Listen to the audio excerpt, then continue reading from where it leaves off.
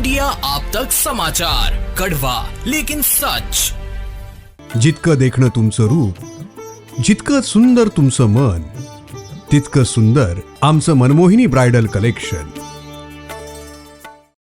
महाराष्ट्र में मुख्यमंत्री चेहरे को लेकर अभी भी सस्पेंस बना हुआ है। सीएम के ऐलान और सरकार के गठन को लेकर मुंबई से दिल्ली तक मंथन जारी है। इन सब के बीच कार्यवाहक मुख्यमंत्री एकनाथ शिंदे ने अचानक सतारा पहुंचकर उन अटकलों को हवा दे दी है जिनमें उनके नाराज होने के कयास लगाए जा रहे हैं। ऐसे में सवाल उठ रहा है कि क्या एकनाथ शिंदे पूर्व सीएम उद्धव ठाकरे बनने की राह पर हैं?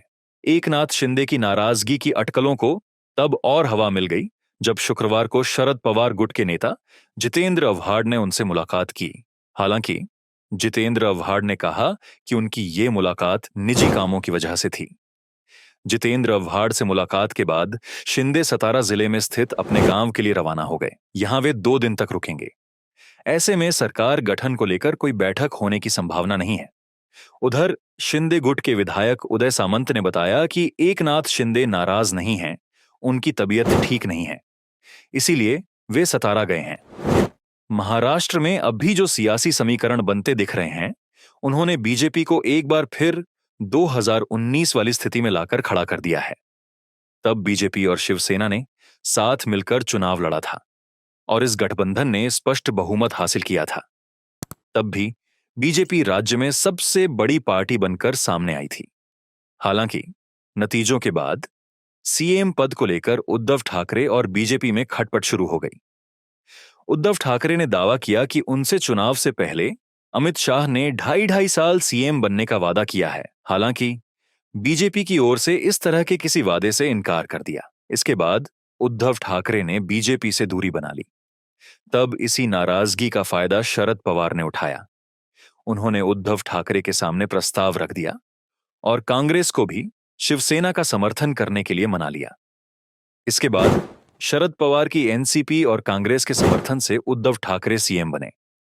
हालांकि 2.5 साल बाद ही शिवसेना में बगावत हो गई और एकनाथ शिंदे बीजेपी के समर्थन से सीएम बने। 2019 और 2024 के समीकरण में सिर्फ एक अंतर नजर आ रहा है, वह है नंबर गेम। इस बार महाराष्ट्र में न तो 2019 जैसी स्थितियां हैं और न ही पार्टियों के पास नंबर। तब एनसीपी 54 सीटें और शिवसेना 56 सीटें दोनों अविभाजित थीं। कांग्रेस के पास भी 44 सीटें थीं। ऐसे में ये सारे समीकरण उद्धव ठाकरे के पक्ष में गए और वे सीएम बन गए। लेकिन इस बार बीजेपी ने प्रचंड जीत हासिल की। महाराष्ट्र में जहां बहुमत के लिए 145 सीटें चाहिए, उनमें से बीजेपी के पास अकेले 132 सीटें हैं। ऐसे में अगर शिंदे कांग्रेस और एनसीपी के दोनों गुटों के साथ मिलकर सरकार बनाने की कोशिश करते हैं, तो उसके लिए भी उन्हें उद्धव ठाकरे के समर्थन की जरूरत पड़ेगी। हालांकि यह संभव नजर नहीं आता। ब्यूरो न्यूज इंडिया आप तक, मुंबई।